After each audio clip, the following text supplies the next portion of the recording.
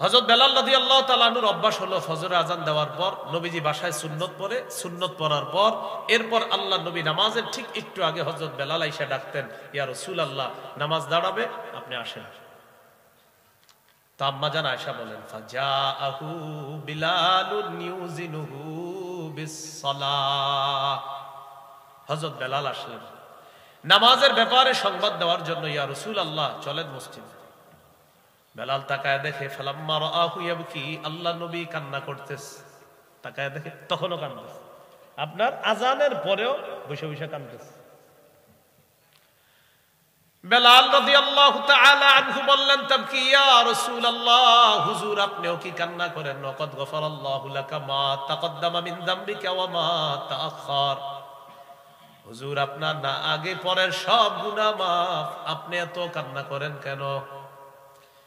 নবীজি জবাব দিলেন, আফালা আকুনু আবদান শাকুরা, বেলাল আমি কি আল্লাহর শুকরগুজার বান্দা হব না? আমি আল্লাহর শুকরিয়া আদায় করার জন্য আমি কাঁদতে কাঁদতে রাত পার করে দিয়েছি বেলাল, যে আল্লাহ আমাকে এত মর্যাদা দান করেছে, শুকরগুজার বান্দা কি আমি হব না?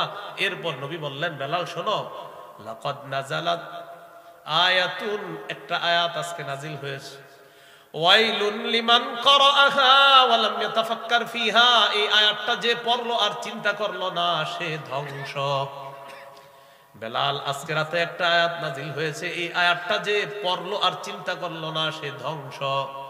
এরপর আল্লাহ নবী তেলাওয়াত করলেন সূরা আলী ইমরানের 190 নম্বর আয়াত, ইন্না ফি খালকিস সামাওয়াতি ওয়াল আরদি ওয়াখতিলাফিল লাইলি ওয়ান নাহার লাআয়াতিল লিউলিল আলবাব। আল্লাহ তাআলা বলেন, আসমান জমিন সৃষ্টির মাঝে, রাত এবং দিনের পরিবর্তনের মাঝে জ্ঞানীদের জন্য নিদর্শন রয়েছে। জ্ঞানী কারা? যারা চিন্তাশীল, তাদের জন্য নিদর্শন। কি নিদর্শন? আজকে আসমানের দিকে তাকাইবেন, এখন না একটু পরে তাকায় না, এখন আমার দিকে তাকান। হ্যাঁ, আসমানের দিকে তাকায়, আমি তাকাই, আপনাদেরকে ওয়াজ করতেছি যেহেতু আমি তাকাই বলে আসমানের দিকে তাকাইলাম, তাকায় চিন্তা করতেছি আল্লাহ আসমান কি, খুঁটি ছাড়া আসমান আমি আল্লাহ বানাইছি, বুঝো না কিভাবে বানাইছি, চিন্তা করতে পারো না? জি আল্লাহ আপনি খুঁটি ছাড়া কিভাবে রাখলেন? সূরা রুমের 25 নম্বর আয়াতে আল্লাহ বলে, কিভাবে আবার আমার হুকুমে আসমান দাঁড়ায় আছে এইভাবে। সূরা রুমের 25 নম্বর আয়াত, 21 নম্বর পারা, 6 নম্বর পৃষ্ঠা, ওয়া মিন আয়াতিহি আন তাকুমাস সামাউ ওয়াল আরদু বিআমরিহি, আসমান দাঁড়িয়ে আছে আল্লাহর হুকুমে। এবার জমিনের দিকে তাকাই একটু চিন্তা করি, জমিন এইভাবে আছে স্থির, আল্লাহ এটা কিভাবে আছে? আল্লাহ তাআলা বলেন কিভাবে? আমার হুকুমে আছে। এবার আসমানের দিকে তাকায় চিন্তা করলাম, আল্লাহ এই আসমান এইভাবে ছাদ হিসাবে রাখলেন আপনি। আল্লাহ তাআলা বলেন, ওয়াজআলনাস সামাআ সাকফাম মাহফুজা, আমি এই আসমানকে তোমাদের জন্য সুরক্ষিত ছাদ হিসাবে স্থাপন করি। এবার আসি জমিনে, তো জমিন নিয়ে একটু চিন্তা করি দেখি। জমিনের নিচে হলো পানি। এখন আপনারা বলেন তো, পানির উপরে জিনিস কি ভাসমান থাকার কথা না? ভাসমান থাকার কথা না? আমরা কি ভাসমান আছি এখন? এখন কি আমরা ভাসমান না? তো আল্লাহ তাআলা বলে, মাথা একটু আনো, এই জমিন তোমাদের কি নিয়ে ভাসতে থাকার কথা, কিন্তু ভাসে না কেন জানো? ওয়াজআলনাল জিবালা আওতাদা, আমি মজবুত পাহাড়কে জমিনের উপর পেরেক হিসাবে বসায়া দিয়া জমিনের নড়াচড়া বন্ধ করে তোমাদের বসবাসের উপযোগী করে দিয়েছি। তো আল্লাহ তাআলা বললেন, যারা এই সূরার এই আয়াতটা পড়লো আর চিন্তা করলো না সে ধ্বংস। মানে নবীজি এটা একটা সতর্কতা বার্তা দিলেন আমাদেরকে। তাহলে সারা রাত আল্লাহ রাসূল কান্না করে কাটিয়ে দিলেন। আম্মা জান আয়েশা সিদ্দিকা রাদিয়াল্লাহু তাআলা আনহা বলেন, আমার কাছে আশ্চর্য লেগেছে, কাঁদতে কাঁদতে তিনি গাল ভিজাইলেন, দাড়ি ভিজিয়ে নিলেন, কাঁদতে কাঁদতে তার সামনের মাটি পর্যন্ত ভিজে গিয়েছে। এটা আমার দেখা সবচেয়ে আশ্চর্য ঘটনার একটা ঘটনা। কয় নাম্বার আলোচনা গেছে? 2 নম্বর, নফল নামাজে নবীজির কান্না। 3 নম্বর আলোচনা, কোরআন তেলাওয়াত শ্রবণ করে নবীজির কান্না। এই ব্যাপারে একটা দৃষ্টান্ত দিব। সহিহ বুখারীর 5055 নম্বর হাদিস। আব্দুল্লাহ ইবনে মাসউদ রাদিয়াল্লাহু তাআলা আনহুকে বললেন, আব্দুল্লাহ ইকরা আলাইয়া, তুমি আমার একটু কোরআন পড়ে শোনাও। নবীজি সাহাবীরে বলতেছে, তুমি আমাকে কোরআন পড়ে শোনাও।